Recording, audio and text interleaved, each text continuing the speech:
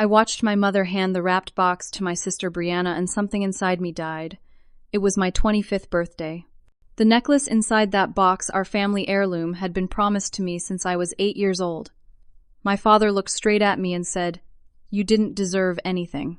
Brianna's smirk cut deeper than any words could. I stood there frozen as she tore open the paper.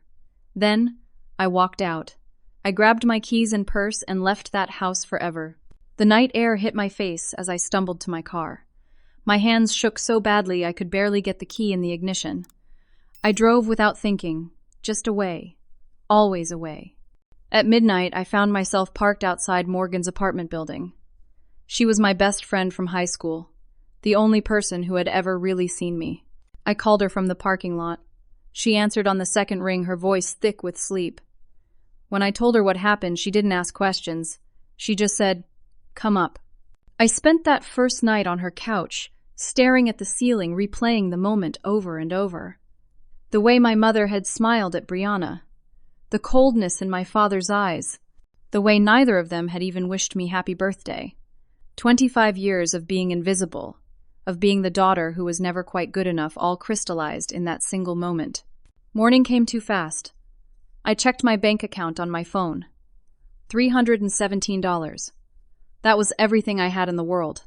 For years I had worked at my parents' restaurant serving tables and managing inventory. They paid me barely anything, always saying they were helping me save, that they were putting money aside for my future. I realize now that had been a lie. Just another way to keep me dependent, keep me small. Morgan made coffee and sat across from me at her tiny kitchen table.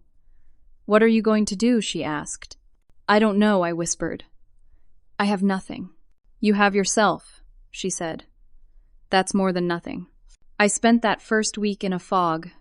I slept on Morgan's couch and applied for jobs online. Waitress positions, retail, anything that would hire me quickly. My phone kept ringing with calls from unknown numbers. I knew it was my mother trying different phones, probably from neighbors or distant relatives. I let every call go to voicemail. The messages were all the same. I was ungrateful. I was selfish. I was overreacting.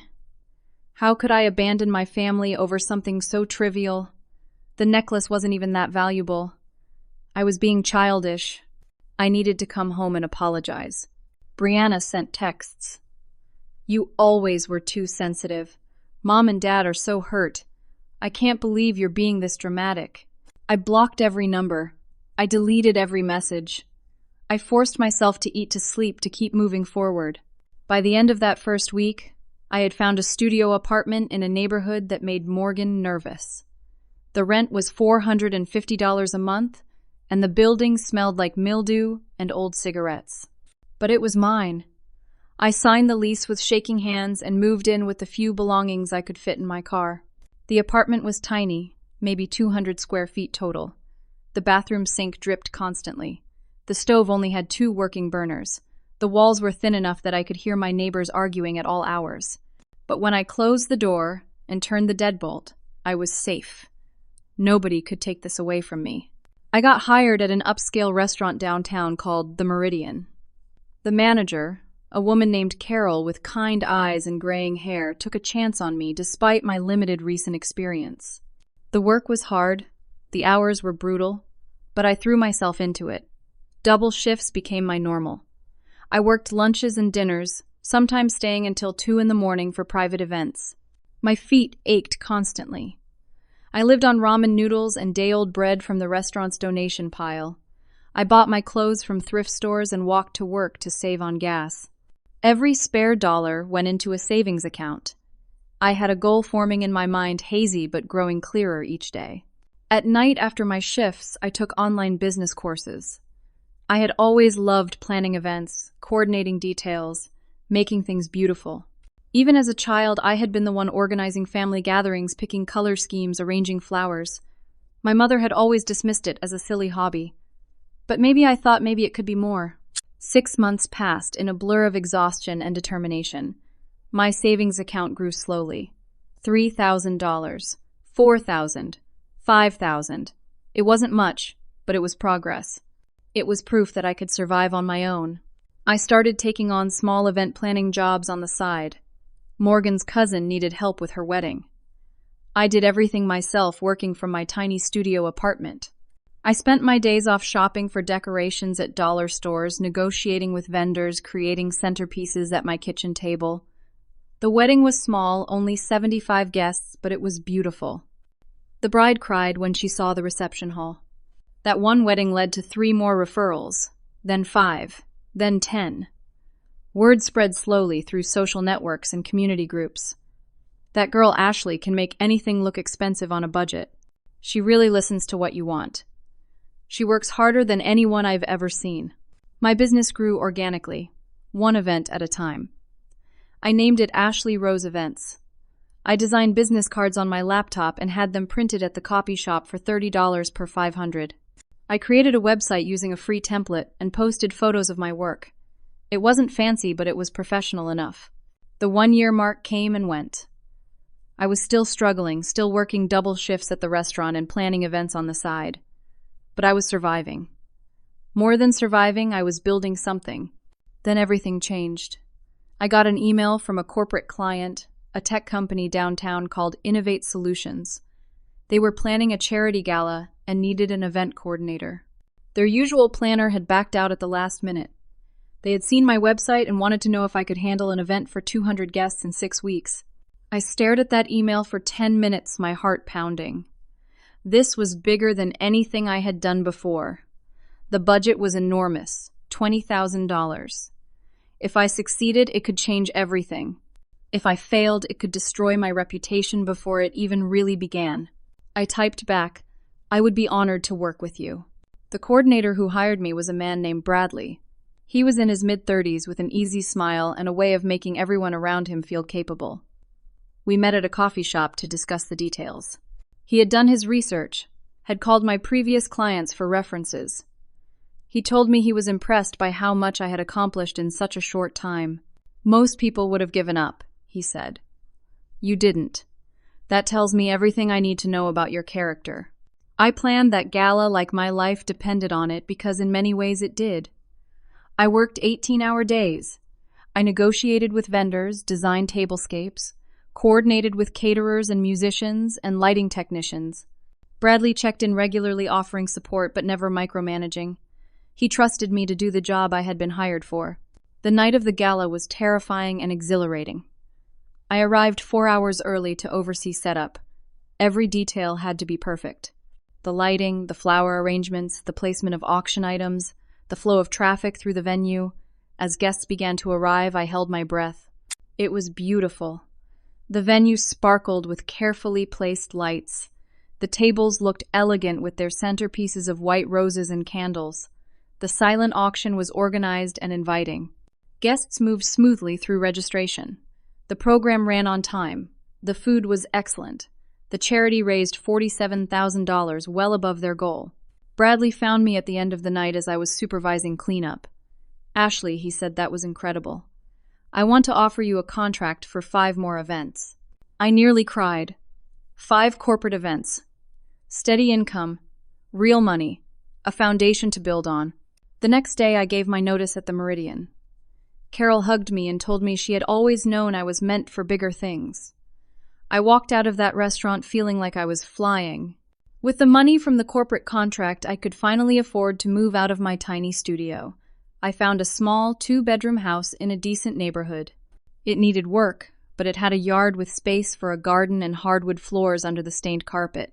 The rent was $900 a month, which felt like a fortune but was manageable with my new income.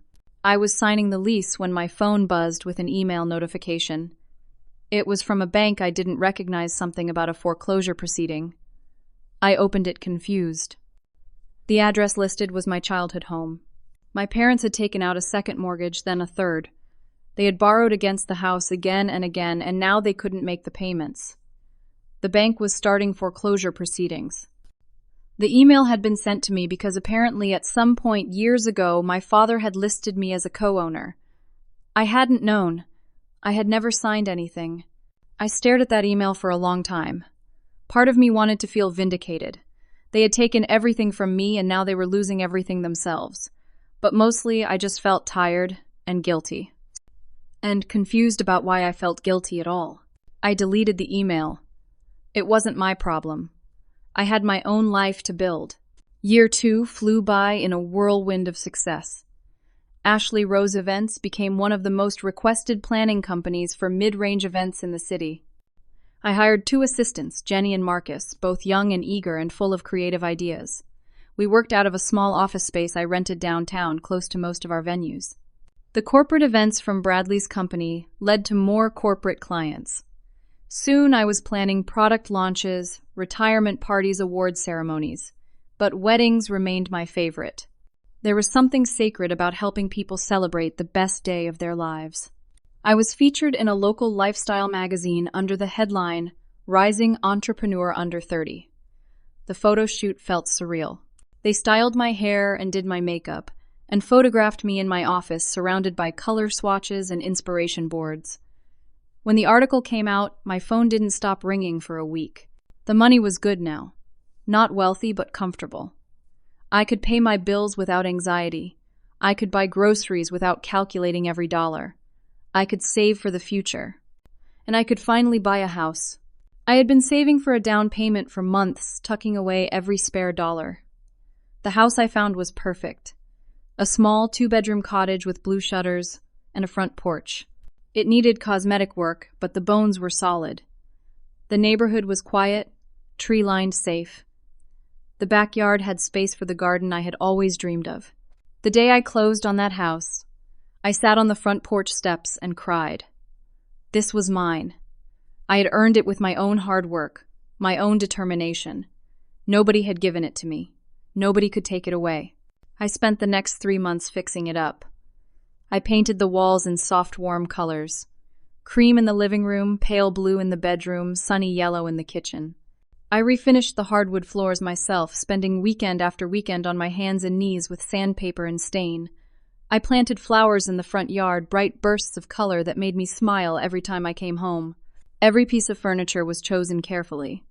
A comfortable couch in soft gray, a dining table made of reclaimed wood, bookshelves for the collection I was slowly building. Everything reflected my taste, my style, my personality. For the first time in my life, I was surrounded by things I had chosen. Bradley had become a close friend over the 2 years we had worked together. He was the one who suggested I host a housewarming party. "You should celebrate," he said. "You've accomplished something amazing." The party was small, just Morgan, Bradley, Jenny, Marcus, and a few other friends I had made along the way. We grilled burgers in the backyard and drank cheap wine and laughed until our sides hurt.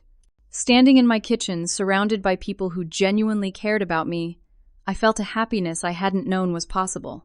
The business continued to grow. By the start of year 3, I was booked solid for 6 months out. I had to turn down clients because I simply didn't have the capacity. I hired a 3rd assistant, a detail-oriented woman named Sarah who kept us all organized. I started dating someone, a high school teacher named Garrett, who I met at a client's retirement party. He was kind and funny and patient with my crazy work schedule. We went on quiet dates, dinners at Hole in the Wall, restaurants, walks in the park on Sunday afternoons. It was easy and comfortable and exactly what I needed. Life was good. Better than good. I was happy in a deep, settled way that felt almost foreign after so many years of struggle. I rarely thought about my family anymore. When I did, the pain had faded to a dull ache easily ignored. I was planning the wedding of a senator's daughter, the biggest event of my career so far. The budget was staggering. The guest list included local celebrities and politicians. It was the kind of event that could establish my company as truly elite. I spent my days coordinating with high-end vendors and my nights refining every detail. That Sunday morning, I woke up late, a rare luxury. I made coffee in my sunny kitchen, still in my pajamas, planning to spend the day working on centerpiece designs. The doorbell rang at 10:30. I opened the door with my coffee mug in hand, expecting maybe a package delivery or a neighbor asking to borrow something. My parents and Brianna stood on my front porch. Time seemed to stop. My mother looked older than I remembered, her hair, more gray lines deeper around her eyes. My father's face was harder, thinner. Brianna was dressed in expensive clothes, designer jeans, and a silk blouse, carrying a purse I knew cost at least $1,000. "We need to talk," my mother said. Every instinct screamed at me to close the door, to tell them to leave. But I was frozen, transported back to being that small girl who always did what she was told, who always tried to please, who never said no. I stepped aside and let them in. They walked into my living room like they owned it, looking around with eyes that seemed to calculate the worth of everything they saw. My father barely acknowledged me, just stared at the furniture, the artwork on the walls, the view of the garden through the back window. Brianna touched everything, ran her fingers along the back of my couch, picked up a photo frame from the shelf and examined it. "Nice place," she said, and her voice dripped with something ugly. My mother sat down without being invited. My father remained standing, arms crossed. I stayed near the door, coffee mug clutched in both hands like a shield. "We've fallen on hard times," my mother began. Her voice had that familiar, manipulative quiver, the one she used when she wanted sympathy. "The house was foreclosed on. We lost everything. We're living in a tiny apartment now, barely getting by. Your father's health isn't good." I said nothing, just waited. My father cleared his throat. "Your sister deserves this place more than you." The words hung in the air. I must have misheard. I must have misunderstood. "Excuse me." My voice came out barely above a whisper. "Brianna is engaged," my mother continued. "She needs a proper home to start her family. You're single. You don't need all this space." I looked at Brianna. She was examining her manicured nails, a small smile playing at her lips. "We want you to sign the house over to your sister," my father said, as casually as if he were asking me to pass the salt. "It's only fair. She's ready to settle down. You're still focused on your little business. You can find another apartment. You've done it before." "My little business." The words stung like a slap. "This is my home," I said slowly. "I bought it. I own it. The answer is no." My mother's eyes filled with tears right on cue. "How can you be so selfish? After everything we did for you. We raised you, fed you, clothed you, paid for your education. You mean the bare minimum that parents are legally required to do?" The words came out sharp, surprising even me. My father's face darkened. "We gave you everything. You owe us." "I don't owe you anything." Brianna finally looked up from her nails. "I always knew you were selfish. You abandoned us when we needed you, and now you won't help your own sister when she needs a home. You're adults," I said. "Figure it out like I did." "We're not leaving until you do the right thing," my father said.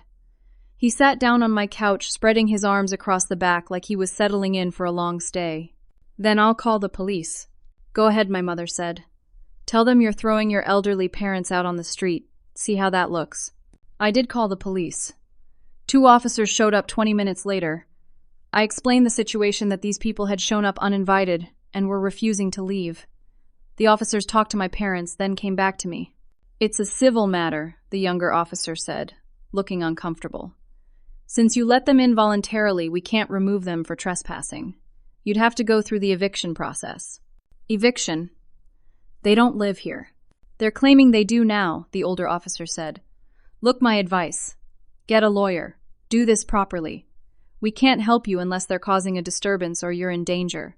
The officers left. My parents smiled. "We have nowhere else to go," my mother said sweetly. "Surely you won't turn us away." I looked at the 3 of them sitting in my living room, at the suitcases by the door that I was just now noticing. They had planned this. This wasn't a visit. This was an invasion. "Get out," I said. "No," my father replied simply. I went to my bedroom and locked the door. I called Morgan, then Bradley, my voice shaking as I explained what was happening. Bradley said he knew a good lawyer. Morgan wanted to come over immediately, but I told her to wait. I needed to think. I sat on my bed in the room I had painted and furnished myself, and tried to figure out how everything had gone so wrong so fast. 3 hours ago I had been happy. I had been safe. Now my sanctuary had been violated, and I had no idea how to fix it. That first night, I stayed locked in my bedroom. I could hear them moving around my house, opening cabinets, running water, settling in like they belonged there. Around midnight, I heard my father turn on my television. The sound drifted under my door, a sitcom's laugh track, and I wanted to scream. Monday morning, I had to go to work. I had meetings scheduled vendors to coordinate with a bride who needed reassurance about her floral choices.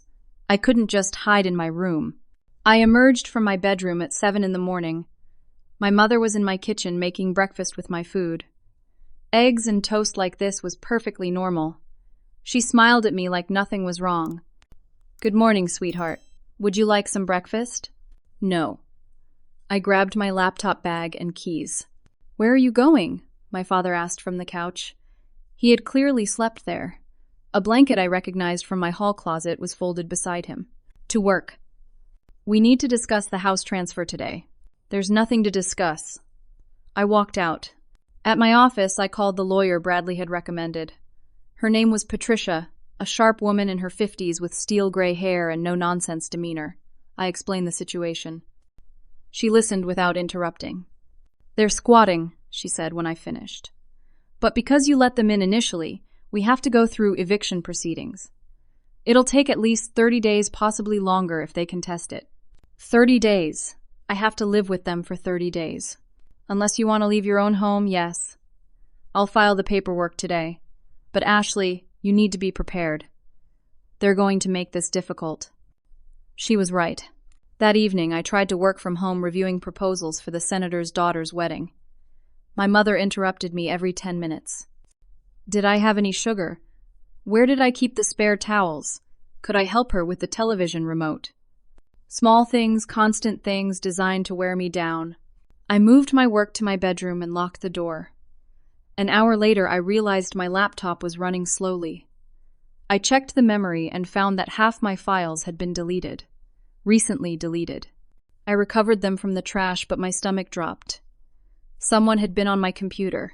"Did one of you use my laptop?" I asked, standing in my living room doorway. "Oh, I might have accidentally bumped it," my mother said. "I was just trying to look up a recipe." "Stay off my computer." "There's no need to be rude, dear." The next day, my business phone rang while I was at a venue doing a walkthrough. I didn't recognize the number, but answered professionally. "Ashley Rose Events." "Yes, I'm calling about the Morrison wedding," a confused voice said. "I got a message that the event was canceled." My blood went cold. "I'm sorry, who is this?" It was the florist. She had received an email from my business account that morning canceling the order. So had the caterer. And the photographer. 3 of my biggest vendors for a wedding that was 3 weeks away. I spent the next 4 hours on the phone doing damage control.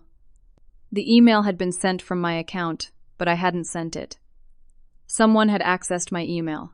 Someone in my house. Brianna was at the house when I got home playing on her phone. "Have a good day," she asked innocently. I changed all my passwords immediately. But the damage was done. The Morrison wedding was in chaos. 2 of the vendors refused to reinstate the orders. I had to find replacements on short notice, costing me time and money and professional credibility. Jenny pulled me aside at the office the next day. "Ashley, is everything okay? That email was really strange." "Family emergency," I said, which was technically true. "It's handled." But it wasn't handled. Nothing was handled. I came home that night to find my parents had gone through my desk. Papers were scattered. My checkbook was missing. I found it under a couch cushion the next day, but 3 checks had been torn out. I called my bank, immediately reported them stolen. "We'll flag your account," the banker said. "But if they've already been cashed, you'll need to file a fraud report." They had been cashed. 3 checks, $4,000 each, made out to my parents and sister, forged with my signature. $12,000 stolen from my account in 3 days. The bank froze my account while they investigated. I couldn't access my own money. I had payroll to make vendors to pay. I had to borrow $5,000 from Morgan just to keep the business running. "Let me help more," Morgan begged. "Come stay with me. You don't have to put up with this." "I'm not leaving my house," I said. "They don't get to win." But I was losing. Every day I was losing a little more. Garrett came over for dinner one evening. I had warned him about my family situation but tried to downplay it. I made pasta, set the table, tried to pretend everything was normal. Brianna inserted herself into the evening immediately. She wore a low-cut top and too much perfume. She sat close to Garrett, touched his arm when she laughed, asked him questions about his job, his interests, his life. She was flirting aggressively right in front of me. My parents joined us at the table uninvited. They dominated the conversation, telling stories about me as a teenager that were designed to embarrass. They mentioned a time I had failed a math test, the time I had gotten sick at a school dance. They made me sound incompetent, troubled, difficult. "She's always been a bit unstable," my father said, as if I wasn't sitting right there. "We've always worried about her." "That's not true," I said quietly. "Of course it is, dear," my mother said. "Remember when you thought everyone at school hated you? That phase where you barely left your room?" They were rewriting history, making me sound paranoid and fragile. Garrett looked uncomfortable.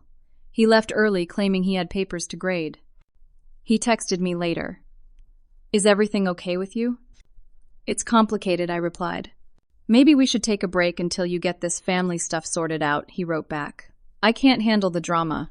That was it. He was done. A relationship that had been easy and comfortable destroyed in one dinner. I sat in my bedroom that night, door locked, and felt the walls closing in. They were systematically dismantling my life. My home, my business, my relationships, all of it crumbling. And the worst part was, I had let them in. I had opened the door. This was my fault. 2 weeks into their occupation of my house, Patricia filed for an emergency eviction hearing. We had evidence of the forged checks, documentation of the property deed showing I was the sole owner. The hearing was scheduled for the following week. The night before the hearing, I smelled smoke. I woke from a fitful sleep to the piercing shriek of my smoke detector. I ran to the kitchen and found flames licking up from the stove. Paper towels had been placed near the burner. The gas was on. I grabbed my fire extinguisher and put out the flames, then called 911. The fire department arrived along with an investigator. He examined the scene carefully. "This looks intentional," he said. "Gas stove left on flammable material placed nearby. You're lucky you woke up when you did." I knew who had done it. I knew, but I couldn't prove which one. They were all asleep in my guest room when the fire started, or at least pretending to be. "It's this old house," my father said to the investigator. "So many problems. Too much for a young woman to handle alone. She should really sell it." The investigator gave him a long look, but said nothing. "Insurance got involved. If the fire was ruled arson by a resident, I could lose my coverage. Everything I had worked for, everything I had built suddenly hung in the balance." Patricia called me the next morning. "They're escalating. This is dangerous, Ashley. Maybe you should stay somewhere else until the hearing." "No," I said. "This is my home. I'm not leaving." But I was afraid. For the first time, I was genuinely afraid. The eviction hearing was a disaster.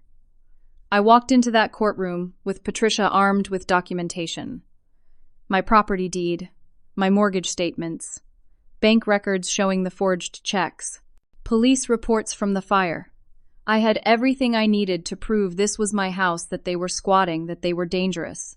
But my parents had hired a lawyer, a weaselly man in an ill-fitting suit who specialized in tenant rights.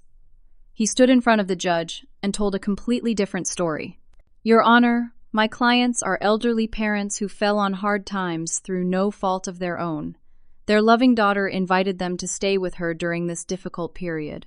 They've been living there peacefully for several weeks. Now suddenly she's changed her mind and wants to throw them out on the street with no warning." "That's not what happened," I said. Patricia put a hand on my arm, silencing me. She presented our evidence methodically. The deed, the timeline, the forged checks. Then their lawyer presented his evidence. Text messages supposedly from me inviting my parents to live with me, offering them a room until they got back on their feet. The messages looked real. The phone number was mine. "Those are fake," I said. "I never sent those." "Can you prove that?" the judge asked. Could I? The messages had been sent from my number. How could I prove I hadn't sent them? Brianna had had access to my phone. She could have sent them while I was sleeping. The judge looked tired. She reviewed the documents, looked at both parties' side. This needs further investigation. I'm continuing this hearing for 2 more weeks while we verify the authenticity of these text messages and sort out the arson investigation. In the meantime, the respondents may remain in the residence. 2 more weeks. 2 more weeks of them in my house. 2 more weeks of sabotage and manipulation and fear. I walked out of that courtroom feeling utterly defeated. Patricia tried to reassure me. We'll prove those texts are fake. The phone company can pull the metadata. We'll win this.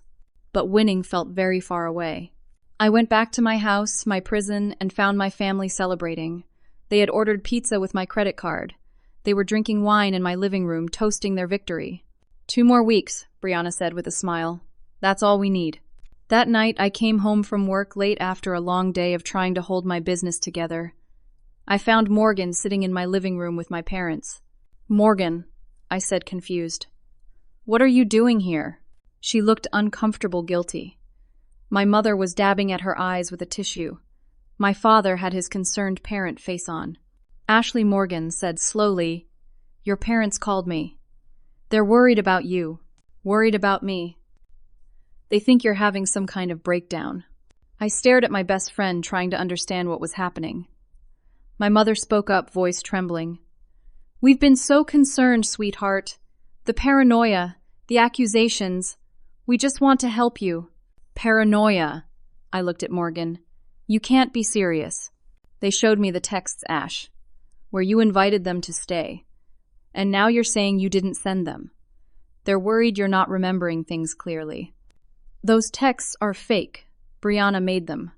See, my father said sadly, always blaming your sister, just like when you were children. Morgan's face was full of pity. That's what broke me. Not anger, but pity. Ashley, maybe you should talk to someone. A therapist. You've been under so much stress with the business. Morgan, you've known me since we were 15. Do you really think I'm losing my mind? She hesitated. That hesitation was an answer in itself. They're lying to you, I said desperately. Everything they've told you is a lie. Your mother said you'd say that, Morgan said gently. That you've become convinced everyone is against you. I couldn't breathe. The walls were closing in. My best friend, my oldest friend, the one person who had always believed in me, had been turned against me. They had poisoned her against me with their lies. Get out, I said to Morgan.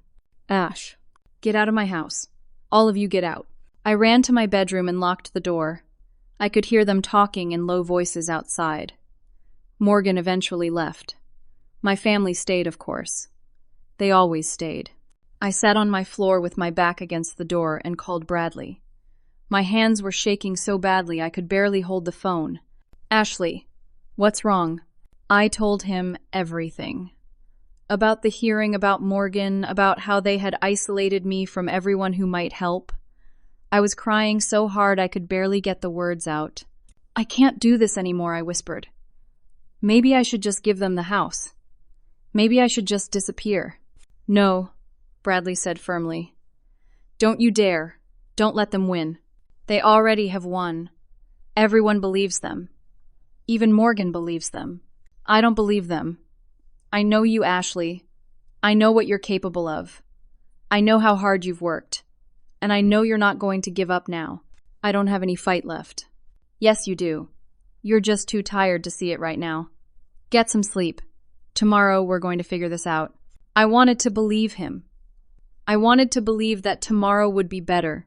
But that night, I lay in my bed, door locked, listening to them move around my house, and I had never felt more alone. The next morning, I overheard them talking. I was still in my bedroom trying to gather the energy to face another day. Their voices carried through the thin walls. She's almost broken, Brianna said, sounding pleased. A few more days. Once we get the house, we sell it immediately, my father said. Split the money 3 ways. What about the furniture, my mother asked. Some of this is quite nice. They had never intended to live here. They had never needed a home for Brianna's future family. They wanted to destroy me and profit from it. They wanted my money. Something crystallized in that moment. Something hard and cold and determined. They thought I was broken. They thought I had given up. But hearing them plan to sell my home to divide the profits of my pain ignited something in me I thought had died. I wasn't broken. I was furious. I got up, got dressed, and started planning. If they wanted to play dirty, I could play dirty too. I had been trying to fight fair, trying to prove my case through proper channels. But they didn't fight fair. They fought to win, whatever it took. It was time I learned from them. I started documenting everything. My phone became my weapon. I bought a small recording device online and kept it running in my pocket. In my state, I only needed one-party consent to record conversations. That one party was me. I stopped acting defeated. I went to work, came home, acted like I had accepted the situation. I was pleasant neutral, playing the part of someone who had given up. They thought they had won, so they got sloppy. My mother called a friend on speakerphone, sitting in my living room like she owned it. I was in the kitchen recorder running. "Yes, it's all working perfectly," she said. "The forged documents look completely legitimate. Her lawyer won't be able to prove anything." Forged documents. Admitting to forgery. On tape. 2 days later, my father was on the phone with Brianna discussing their plan. "Once we sell the house, I'm thinking Bermuda for a month. We've earned a vacation after dealing with her." On tape. Brianna got drunk one night and got careless. I can't believe she actually fell for the text messages she laughed into her phone. It was so easy to send them from her phone while she was asleep. She never even checks her sent folder. On tape. I gathered evidence like my life depended on it because it did. Every conversation, every admission, every casual mention of their scheme. I was meticulous, methodical, patient. I took the recordings to Patricia. She listened with growing amazement. "This changes everything," she said. "This is admission of fraud, forgery, conspiracy. Ashley, this is enough for criminal charges." "Not yet," I said. "I need more. I need them to bury themselves completely." Patricia looked at me with new respect. "What are you planning?" "I'm planning to give them exactly what they want, and then take it all away." I created a fake property transfer document. I left it on my desk, visible, like I had been preparing to surrender. My family found it within hours. I heard them celebrating that night, popping champagne, already counting their money. Then Bradley came over. I had asked him to help explain my plan. He was hesitant at first, worried about the risks, but he trusted me. More than that, he was angry on my behalf. He had watched me struggle, watched them break me down, and he wanted to help me fight back. He knocked on my door at 7 in the evening. I answered, and he asked to speak with my parents. I led him to the living room where my family was watching television on my couch. "I'm sorry to interrupt," Bradley said politely. "My name is Bradley Foster. I'm a real estate investor." My father sat up, suddenly interested. "A real estate investor?" "Yes.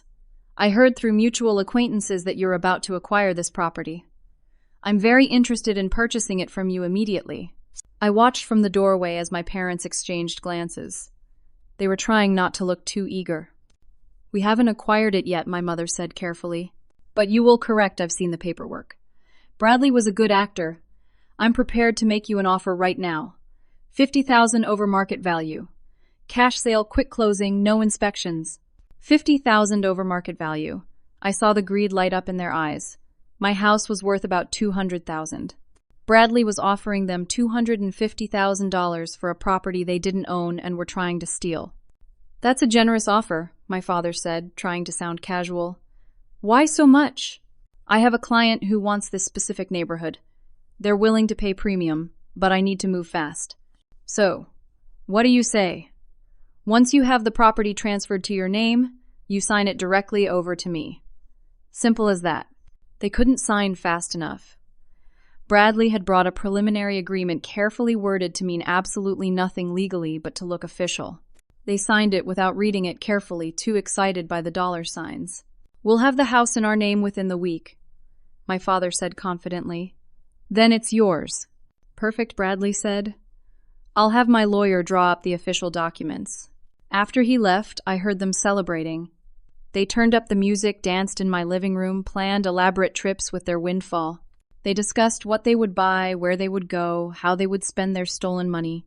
And Bradley's recording device, hidden in his jacket pocket, captured every word. The next day, I filed for an emergency hearing with all the new evidence. Patricia compiled everything, the recordings of them admitting to forgery to creating fake text to their plan to sell the house and profit. The preliminary agreement they had signed with Bradley, which included their admission that they were planning to transfer property that wasn't theirs. The hearing was scheduled for 3 days later. I spent those 3 days in a state of anxious anticipation. Everything hung in the balance. If this didn't work, I had nothing left. The morning of the hearing, I dressed carefully. Professional, composed, strong. I looked at myself in the mirror and barely recognized the woman staring back. She looked harder than the girl who had walked out of her parents' house 3 years ago. Harder, but also stronger. We walked into that courtroom, and this time everything was different. Patricia presented the evidence methodically. The recordings played in the silent courtroom. My mother's voice admitting to forged documents. My father discussing selling my house. Brianna laughing about the fake text messages. Their lawyer tried to object, tried to claim the recordings were inadmissible, but Patricia had done everything by the book. One-party consent, legally obtained, directly relevant to the case. The judge's face grew darker with each recording. When the last one finished, she looked at my parents with barely concealed disgust. "I'm granting the eviction immediately," she said. "You have 24 hours to vacate the premises. Furthermore, I'm referring this case to the district attorney for criminal prosecution. You are clearly not victims here. You are perpetrators of fraud." My mother started crying, but these weren't manipulative tears. These were tears of genuine fear. My father's face went pale. Brianna looked like she might be sick. "Your Honor, please," their lawyer began.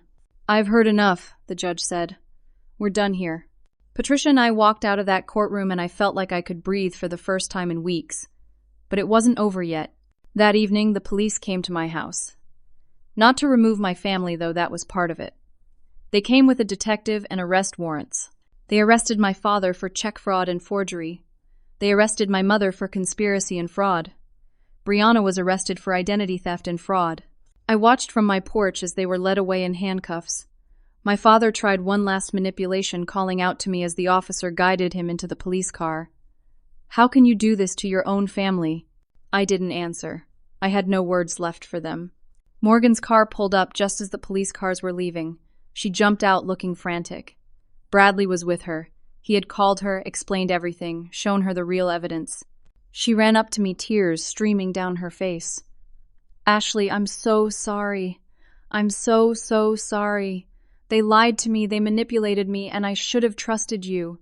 I wanted to be angry with her. Part of me was angry. But mostly I was just tired. "I know," I said. "Can you forgive me?" "Eventually. But not tonight." She nodded, accepting that. "I understand. But I'm here. Whenever you're ready, I'm here." After everyone left, after the police and the lawyers and the apologies, I stood in my living room.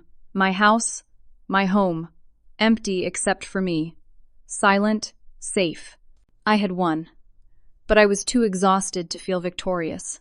The criminal cases moved quickly. With all the evidence, my parents' lawyer advised them to take a plea deal. My father got 2 years in prison. My mother got 18 months. Brianna, because it was her first offense, and she agreed to testify against our parents, got probation and 500 hours of community service. Part of the plea deal included restraining orders. They couldn't contact me for 5 years after their release. I would never have to see them again unless I chose to. The bank sorted out the forged checks. I got my money back, plus damages. The insurance company cleared me in the fire investigation. They paid for all the repairs. I thought I would feel happy when it was over. Instead, I just felt hollow. The fight had consumed me for so long that without it I didn't know who I was.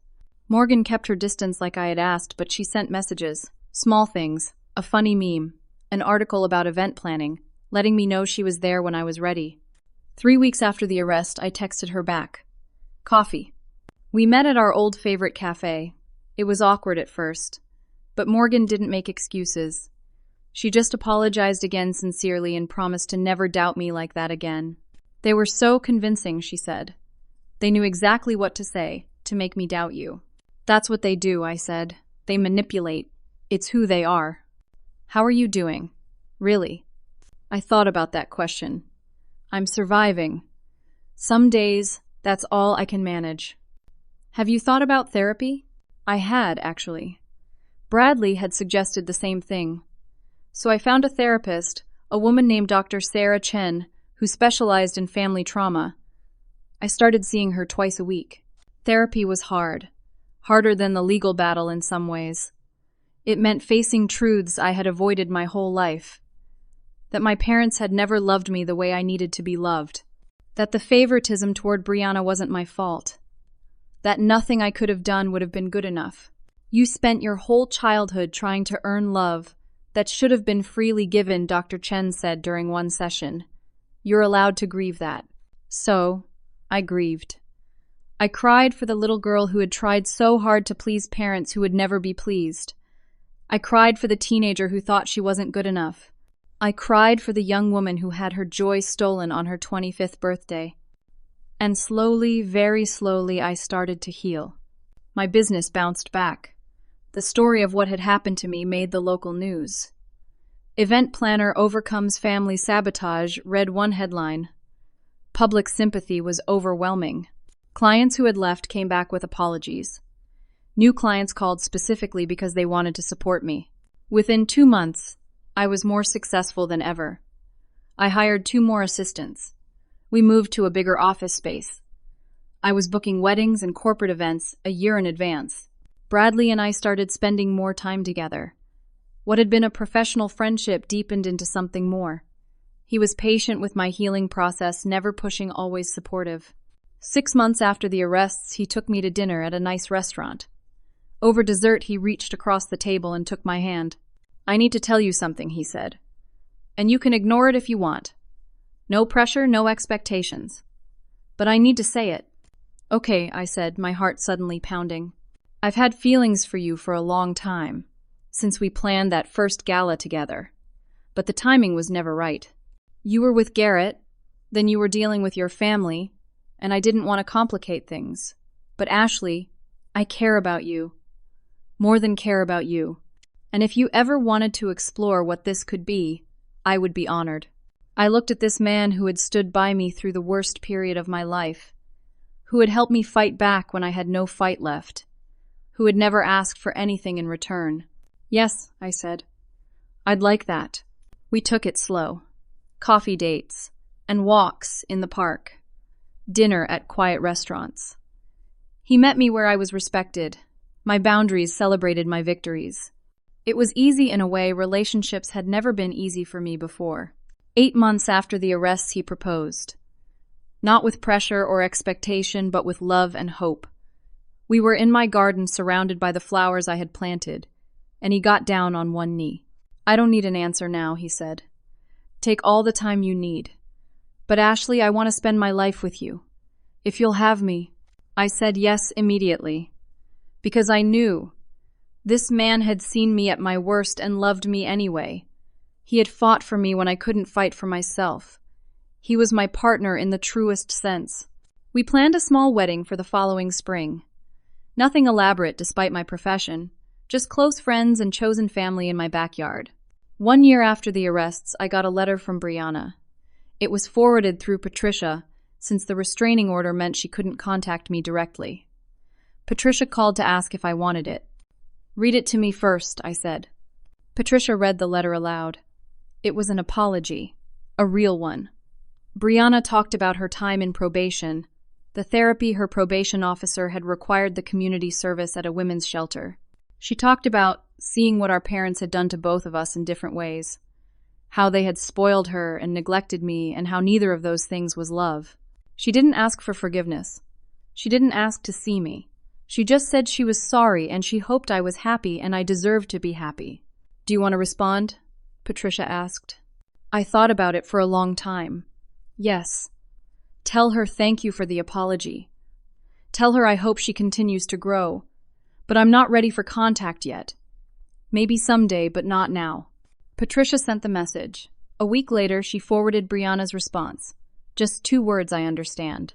Maybe we would reconcile someday. Maybe we wouldn't. But for now, that was enough. The wedding took place on a perfect April day. The sky was clear, the temperature warmed my garden in full bloom. We set up chairs for 30 guests, my closest friends and Bradley's family. Morgan was my maid of honor. She had earned back my trust through consistent actions over the past year. She gave a speech at the reception that made everyone cry, talking about resilience and friendship and second chances.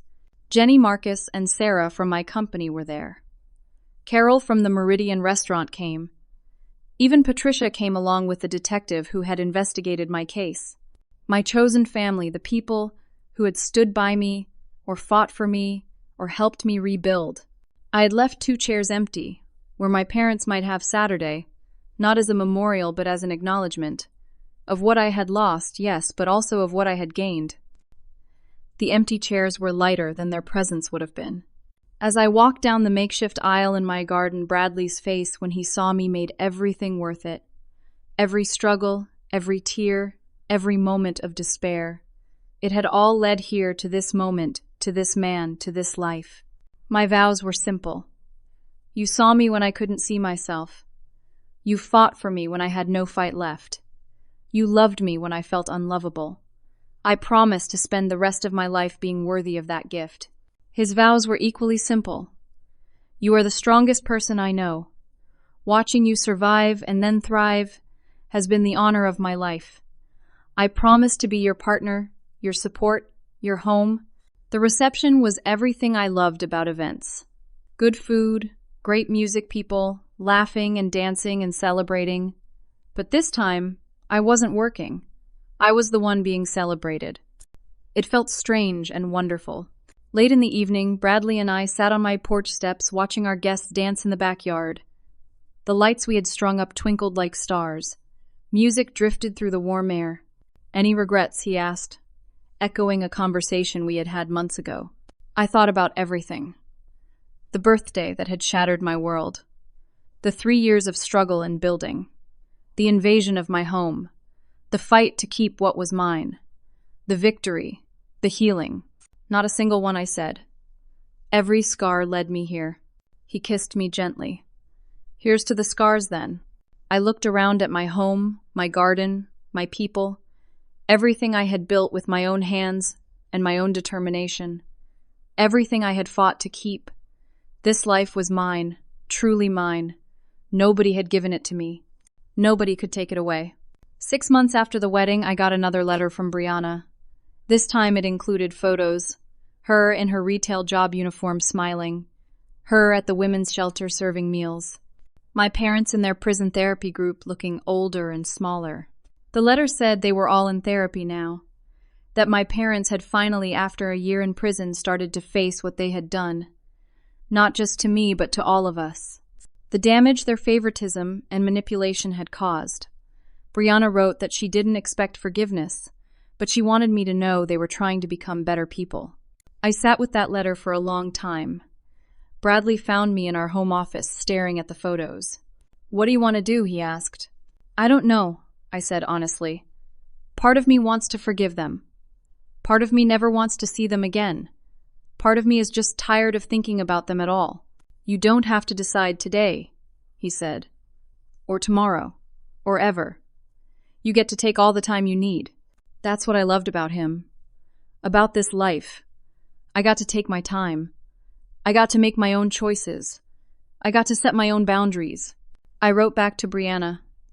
A longer letter this time. I told her about my wedding, my business, my life.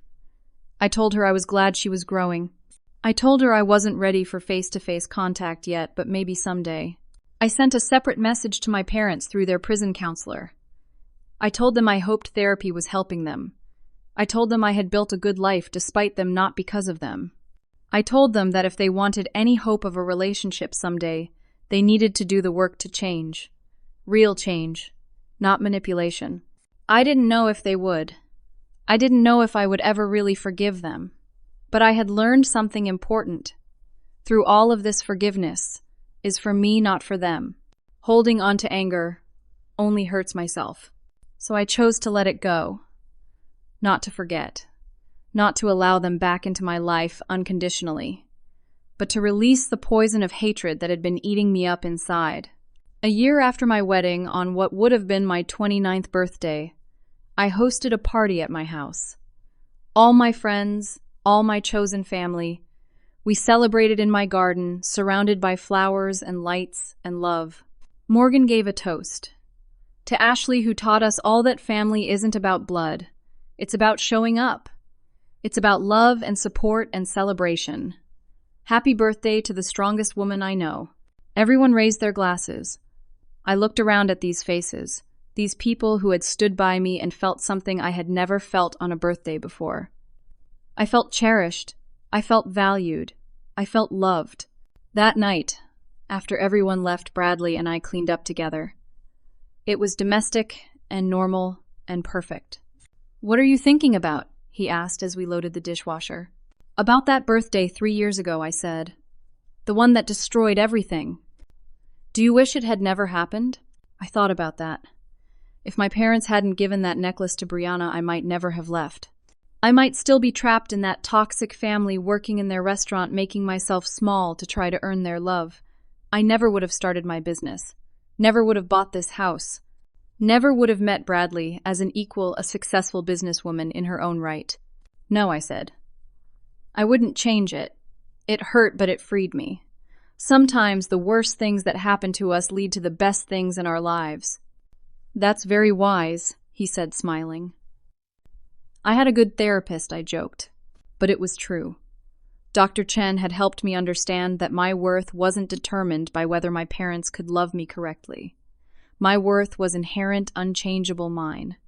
I had always deserved better. I had always deserved love and respect and kindness. The fact that they couldn't give it to me said everything about them and nothing about me. That realization had changed everything. Standing in my kitchen, my home with my husband, I felt peace. Deep, lasting peace. The kind of peace that comes from knowing yourself, from building a life that reflects your values, from surrounding yourself with people who genuinely care. I thought about posting something on social media. A photo from the party, a caption about gratitude and growth. But I decided against it. This joy was mine. I didn't need to prove it to anyone or share it with the world. It was enough to simply live it. The best revenge I had learned isn't anger or bitterness. It isn't even justice, though justice helps.